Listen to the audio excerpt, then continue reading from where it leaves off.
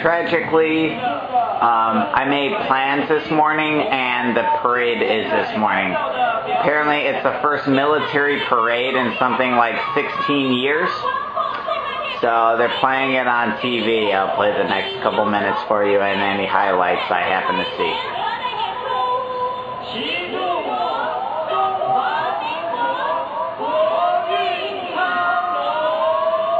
Looks like this is the more formal area or time of it.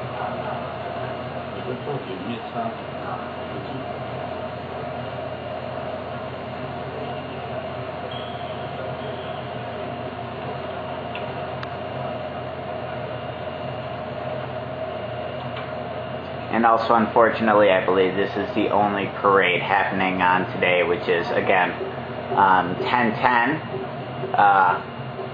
Celebrates anniversary that they separated from the Qing dynasty. Can't remember which year. In fact, I'm not sure if I know which year. But this military parade is a pretty big deal.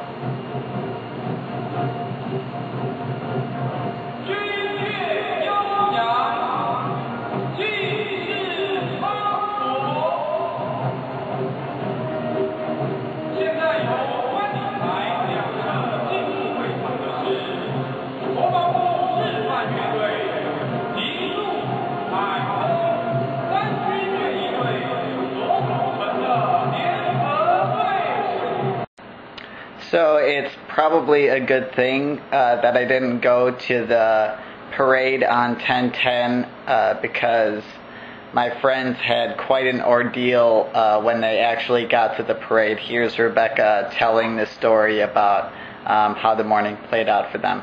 6:30. I get up at 6:30 this morning to go to see the big Double 10 National Day celebration military parade. First military parade in 16 years. Big deal. Our teacher has warned us that there will be so many people there that we should just stay at home and watch it on TV. Right. We get there at 8 a.m. Parade starts at 9:30. And we are looking for a place to go. The exit of the MRT that we wanted was blocked off. And so we're walking the streets. All of the streets are blocked off. We see a whole bunch of people. The streets are still blocked off. We walk all the way around one way. We start walking back. See a couple of Americans walking towards us. And we're like, maybe they know. They come over and ask us if we know where to go. So we pick up a couple of, middle-aged Americans with us. Nice. We walk back that way. One guy in our group asks the police officer sort of where to go. The police officer sort of tells us we have to go back that way. So we go back that way and finally get to the point which is the end of the road where they are loading up for the parade. So it's not even the road where the parade's not starting like that, it's going around there. Right. And so we see a bunch of guys in various types of military uniforms getting into trucks. That's what we saw. The first lot of soldier guys that came out, which is actually quite funny, I have pictures to prove this, and the others will back me up.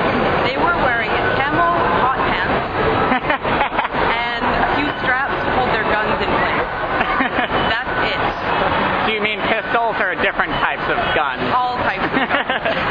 And then they had a big gun slung over their back as well. The rest of them were all in full gear, and they had the most amazing face paint on. It was actually pretty impressive. But yeah, there was the naked. I like to think of them as the Taiwanese stripper division. Yeah. Oh, sure. Yeah, the police theme is very popular with strippers. Sort of go into battle and be like, we're naked. Oh my God, we can't shoot naked people. Yeah, that'd just be embarrassing. So that's the story. Good That's story. what happened today. The fireworks just started on 10/10 night. And everybody started screaming. Everyone's really excited. Now it's like a total pandemonium. Just chaotic. We're going to see if we can get a better view. I'll record some more when we get there.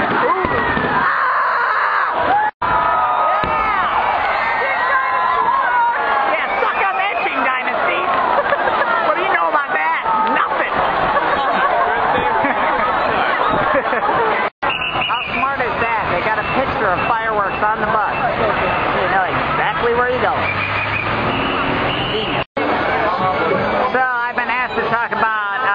different things that people wear in Taiwan, and instead of doing that, I figured I would just turn my camera on and walk down the street. As you can see, not a lot of people are wearing shorts. They're not as common. So a lot of long pants. Of course, blue jeans are popular. This is a younger crowd, though, because I'm in the Shilin night market area. So you'll see a lot of, like, you don't see very many hoodies and stuff like that, but you'll see plenty of, like, button-ups. People dress pretty conservatively for the most part, but, there's still plenty of, like, mini skirts and stuff like that for the, kids who like to go clubbing or whatever. But, you got to also note that everybody wears a bag. Everybody wears a bag. You need a bag. It's a bag culture. So, as you can see from around me, kids in like gangster wear. We saw a bunch of goth kids before. It's pretty analogous to back home.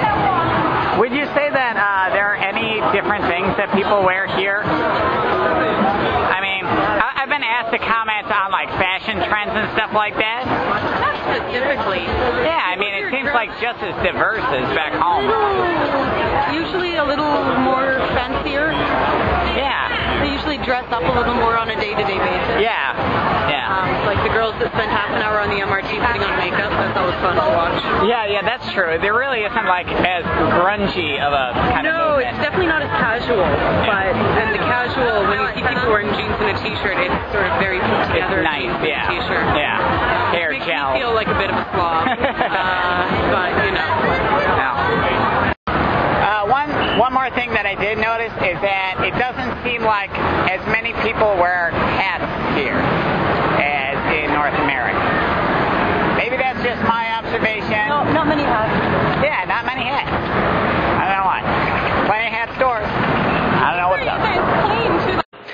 I've been asked to talk about the situation with the elderly in Taiwan. Somebody wanted to know, are there retirement homes?